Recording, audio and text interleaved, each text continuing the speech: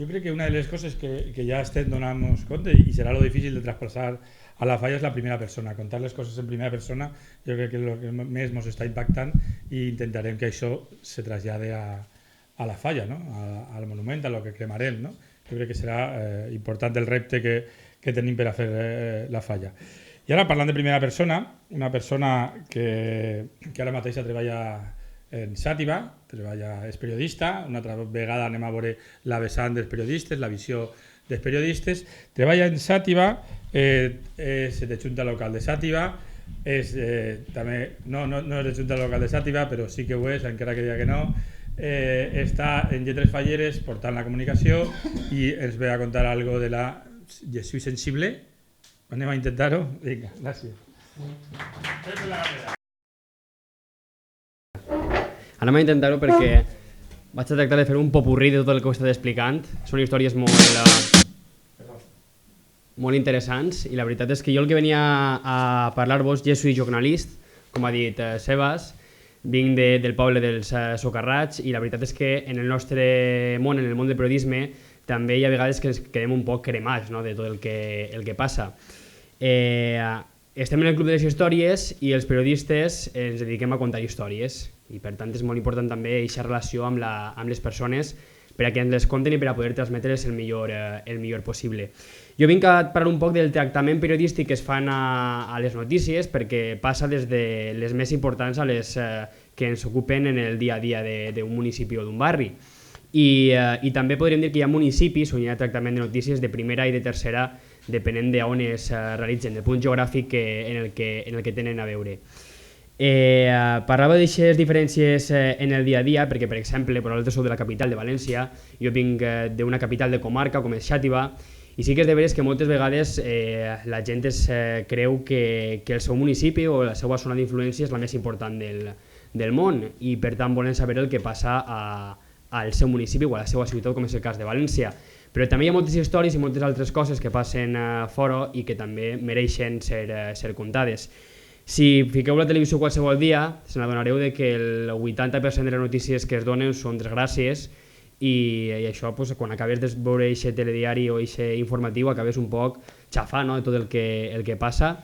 I la veritat, tenim l'exemple abans, com ha comentat Laura, de l'accident de metro a València. Va ser un cas que era un cas a nivell autonòmic, però fora molta gent no se n'havia assabentat fins que un dia un periodista a nivell nacional va donar a conèixer en un mitjà i es va fer viral i d'unes reunions o d'unes convocatòries que es feien a la plaça de la Reina, en les que acudien desenes de persones, doncs ja van començar a ser multitudinàries. Fa falta a vegades eixa espenta i com dic, contar històries depèn també d'on es fan i també de les persones que les conten.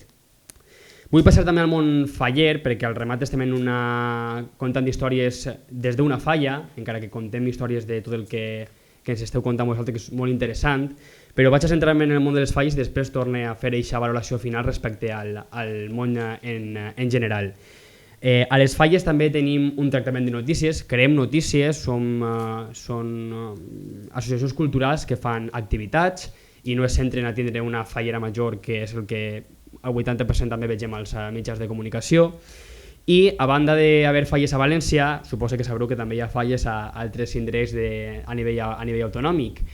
A Xàtiva tenim falles, però també hi ha falles a altres municipis com per exemple Dénia, a Elda, a la província d'Alacant, a Benicarló, a Borriana o a municipis menuts que apenes tenen importància fallera, podríem dir, sense que s'ofenguen, com Alberic o com Carlet. Parle de sense importància perquè jo vaig saber que hi havia falles a municipis com Alberic o com Carlet perquè m'ho van dir. I estic ben a prop, Alberic està a 15-20 quilòmetres de Xàtiva i Carlet està un poc més enllà, però també és de veres que tenen falles més recents que les històriques com poden ser Gandia o Alzira, però fan falles i també fan activitats i no es comunica el que fan a aquestes localitats, a aquestes associacions culturals com són les falles. Vinc a dir això perquè als portals fallers o als apartats de comunicació fallera que hi ha als diaris més generalistes moltes vegades es centra, jo crec que erròniament, aquesta informació en la figura representativa com és la de la fallera major. Evidentment és la figura que deu ser representant sobretot de portes cap a fora, que és on han de conèixer la festa, però, per exemple, les setmanes prèvies a l'elecció de la Fallera Major, parlo de València perquè també arriba a la resta de la comunitat, es parla de les entrevistes a les candidates, de tot el que les envolta, de tratges, de com han viscut els dies previs, i aquesta informació no dubte de que siga important per a certes persones, però moltes vegades es deixa de banda activitats com per exemple fa la Falla Borrui Socors a València, com feia el Mocador, com ens explicava Hugo al principi, com fem falles a Xàtiva, com fan falles a Alzira, motius culturals i socials, que és donar a vegades veu a activitats com les que feu vosaltres, que ningú coneix, queden silenciades simplement perquè no es compten, o no arriben a ser eixa notícia que hauria de ser en comparació a altres. El si una notícia és important o no, com dic, depèn dels ulls que les veu o que les llits, però jo crec que sí que hem de posar aquest focus d'atenció en els aspectes socials, com ens esteu contant avui vosaltres avui així. De qui és la culpa? La culpa crec que també la tenim tots, la tenim els mitjans de comunicació, perquè tal vegada no donem moltes vegades la informació que hauria de ser important. Moltes vegades és cert que perquè no ens arriba i per tant no podem comunicar-la. Moltes de les històries que ens heu contat avui o que ens esteu contant jo les desconeixia, i la veritat és que m'agradaria, com a persona que conta històries i les transmet a la societat, explicar-les i donar-li veu a Rosa, per exemple, que hem tingut l'exemple així, o a moltes altres persones que pateixen situacions al límit i que mereixen també que se sàpiga la seva història. Per tant, la culpa també és de la gent per consumir moltes vegades aquestes coses que no haurien de ser tan importants i deixar de banda altres que sí que haurien de ser-ho, i és complicat, però hauríem d'entre tots fer un esforç per tractar de que aquesta comunicació virara cap a un lloc més important en quant a temàtica social. Parle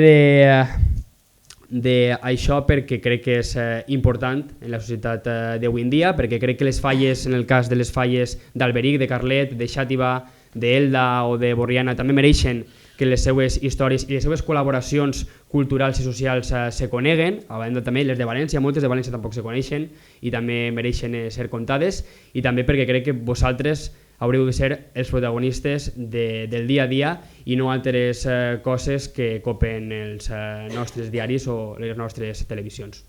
I bueno, un poquet és el que volia dir. Moltes gràcies a totes i a tots.